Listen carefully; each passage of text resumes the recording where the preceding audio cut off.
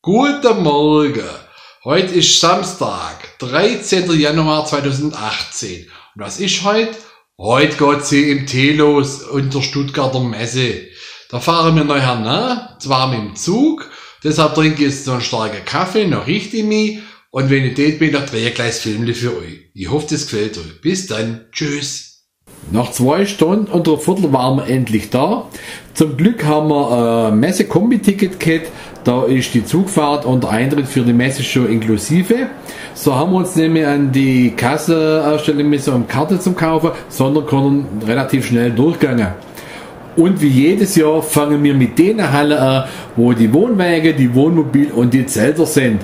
Für Schwaben, die entweder mit dem Häuselbauen nichts anfangen können, ihr Häusle schon gebaut haben oder einfach auch die schwäbische Kultur in einem mobilen Heim in die weite Welt austragen wollen. Stopp! Fußgänger mit Hund! Ja, das ist ein kleiner lieber Dackel und ich bin ein Grasdackel, weil ich 5 Minuten lang diesen Dackel gestreichelt, bis ich gemerkt habe, dass dieser Dackel aus Plastik ist. Aus aller Länder waren Stände da, um Reise zu buchen für Radfahrer, für Wanderer, für Fallschirmspringer, für Kanufahrer, für Gleitschirmflieger. Und ich glaube, ich habe sogar einen Stand gesehen, da haben wir sich Zeitreise buchen können. Wo ich aber zweimal drauf vorbeigelaufen bin, da war der Stand weg. Wahrscheinlich waren sie gerade auf einer kleinen Zeitreise. Viele Leute sind mit der Autos angereist oder mit öffentlichen Verkehrsmitteln. Und einer, guckt mal, einer ist sogar mit seinem eigenen Hausboot gekommen. Respekt!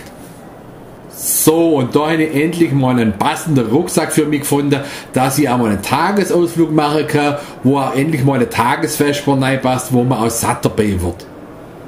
Das Thema Fahrradfahrer ist natürlich auch ein großes Thema auf dieser diesjährigen CMT.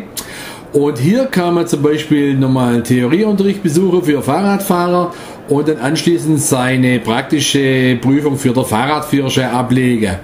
Nee, das ist natürlich Quatsch. Hier auf dem grünen Rasen kann man neue Fahrradmodelle ausprobieren, wie das Liegerad hier zum Beispiel, wo die Karo gerade drin sitzt.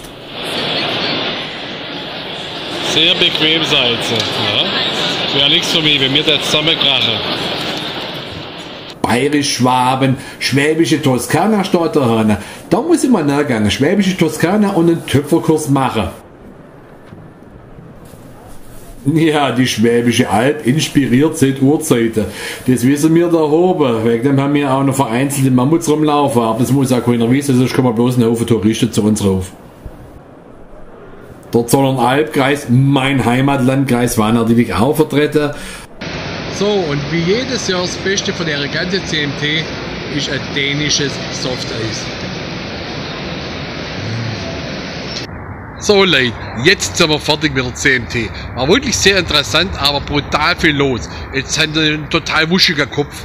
Jetzt gehen wir noch in die Stadt runter, Königstraße, ein wenig shoppen, was leckeres essen. Da ist mit Sicherheit nicht annähernd so viel los wie da oben. Ich hoffe, euch hat das Film gefallen und dann bis zum nächsten Mal. Tschüss und Ade.